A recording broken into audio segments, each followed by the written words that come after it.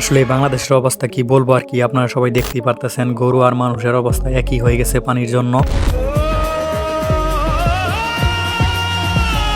যা আছে সবকিছু মনে করেন বাইসে যাইতেছে, গরু বাছুর বেসে যাইতেছে। আর মূল বিষয়টা হলো ভারতের যে বাঁধটা ছাড়া হয়েছে, সেই বাঁধটা ছাড়া নিয়ে অফিসিয়াল ভাবে কোনো অ্যানাউন্স করা হয় নাই, তার জন্যই বাংলাদেশের মানুষ সতর্ক হতে পারে নাই। আরো একটা মেন বিষয় হলো পানির বাঁধটা যে ছাড়ছে এইভাবে কোনো বাঁধ ছাড়া হয় নাই। আগাম সতর্কতা এবং প্রস্তুতি নেবার সুযোগ না দিয়ে এই যে বাঁধ খুলে দেওয়া হয়েছে, এটির মাধ্যমে ভারত অমানবিকতার পরিচয় দিয়েছে।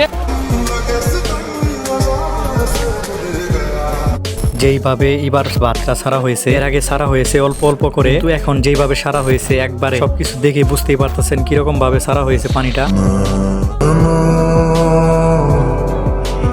আপনারে বলেন আর আগে কি এরকম বন্যা দেখছিলেন? চালের উপরে পর্যন্ত পানি উঠেছে। থেকে আসতেছেন বলেন তো? হ্যাঁ, কি অবস্থা? অবস্থা খুব খারাপ। নতুন ঘর থেকে আমার কিছু নাই। এই স্কুলটা তো চিনি নি, আমাদের থেকে আপনাদের বেশি চেনার কথা, কারণ এই স্কুলে অনেক টিকটক ভিডিও হয়েছে বা অনেক কন্টেন্ট ভিডিও হয়েছে, আপনারা দেখতেই পাচ্ছেন। সেই স্বপ্নের স্কুলটাও আর নেই, ভেঙে গেছে।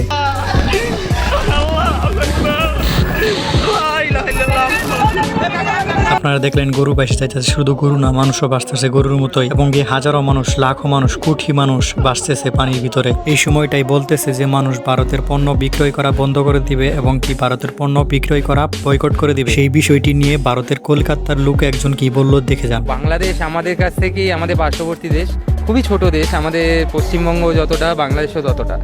তো আমাদের পণ্য তারা যদি বয়কট করে থাকে তো খুবই ভুল কাজ করছে, কারণ আমাদের সঙ্গে সহযোগিতা করাই তাদের কম্য, নাহলে তারা হয়তো ভবিষ্যতে ম্যাপে আর খুঁজে পাওয়া যায়। বাঞ্চদের মুন্ডাই কইতেছে আমি কি করবো ভাই, আমার আগ উঠতেছে, মুন্ডা ছেড়ে ভাই বোম মারে উড়িয়ে দিই, ভারতকে সহযোগিতা করবো যেন বাদ ছেড়ে দিতে পারে এইভাবে বাংলাদেশকে ধ্বংস করার জন্য। বাঞ্চুদ গান্ডু সালা।